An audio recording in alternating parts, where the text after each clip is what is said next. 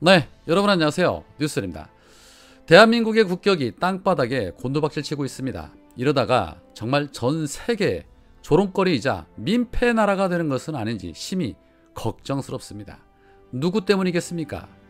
자, 오늘 이런 뉴스가 있었습니다. 미 국무부 윤석열 쿼드 공약에 외부 파트너와 협력 절차 없어 라는 제목의 기사였습니다. 자, 이게 무슨 말이냐?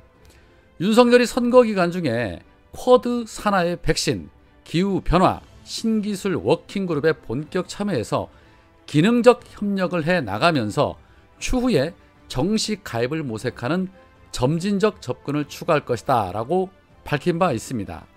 이 쿼드는 미국과 일본, 호주, 인도 4개국의 협의체입니다.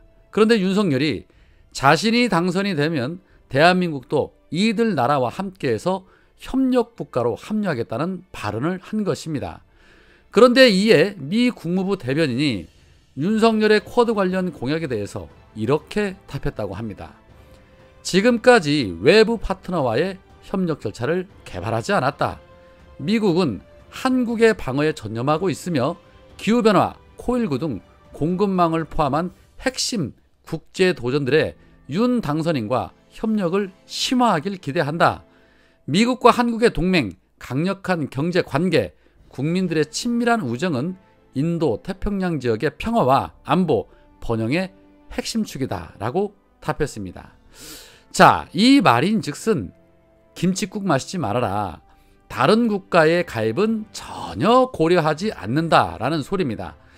결국 윤석열이 떠들었던 발언에 대해서 미국이 쐐기를 박으며 직격한 것입니다. 쿼드는 이들 4개 나라가 참여하는 안보회의로 사실상 중국 견제가 목적인 환태평양 중심 연합 체계입니다.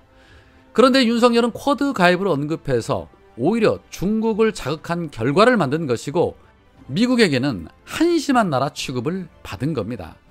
다들 아시는 것처럼 우크라이나 사태 왜 일어났습니까? 외교 장난 아닙니다. 국내에서야 바보짓을 해도 기레기들의 선동으로 통할 수 있겠지만 외교는 자칫 잘못하면 나라의 존망이 위태로워집니다. 가만히 있으면 중간이라도 갈 텐데 참 앞으로 심히 걱정이 됩니다. 그리고 창피함은 늘 국민의 몫입니다.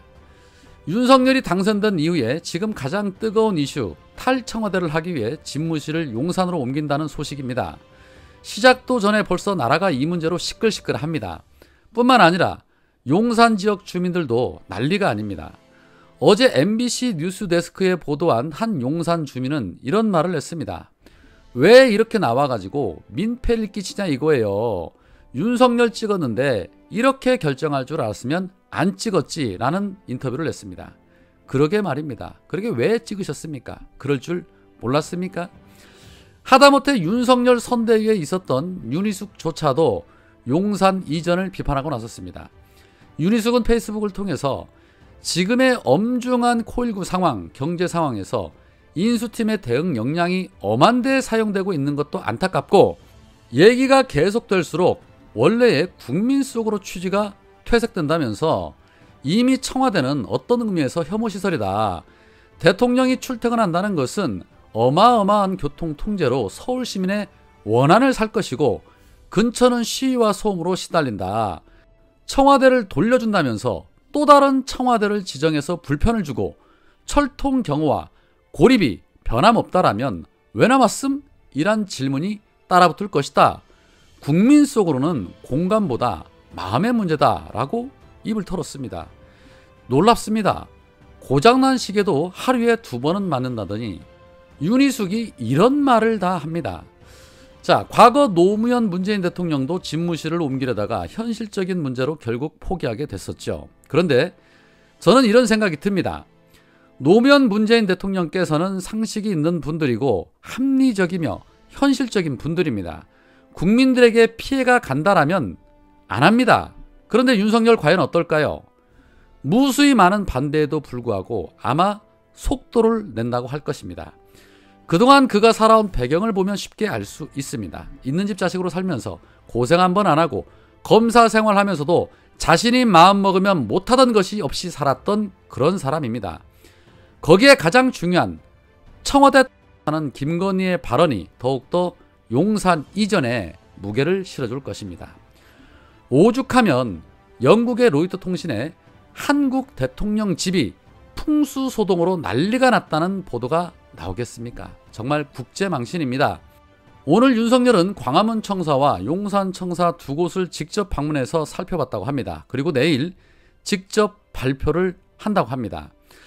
저는 국민들의 크나큰 저항에도 불구하고 윤석열과 김건희는 반드시 탈청와대를 할 것이라고 생각됩니다. 물론 두고 보면 알겠지만 그렇지 않으면 자신들의 안위가 흔들릴 것이라고 생각하기 때문이겠죠. 지켜보겠습니다. 자, 한편 민주당은 25일 원내대표 선출이 예정이 되어 있습니다. 현재 후보군으로는 6명의 의원이 출마할 것으로 예상이 되고 있는데 이낙연계로 불리는 박광원, 정세균계로 불리는 이원욱, 그리고 이재명계로 불리는 박홍건 의원 등등입니다. 과연 누가 원내대표로 선출이 되어야 할까요? 누구라고 말할 것도 없이 다들 아실 겁니다.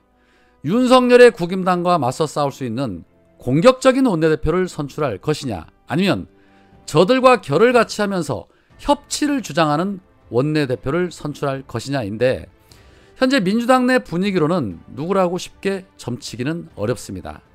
개혁적인 의원들은 박홍근 의원을, 수박 의원들은 박광원을 지지할 것으로 예상이 되는데 현재 윤호중 의원이 비대위원장을 고수하면서 끝까지 버티고 있는 걸로 봐서는 쉽사리 예단 어렵습니다.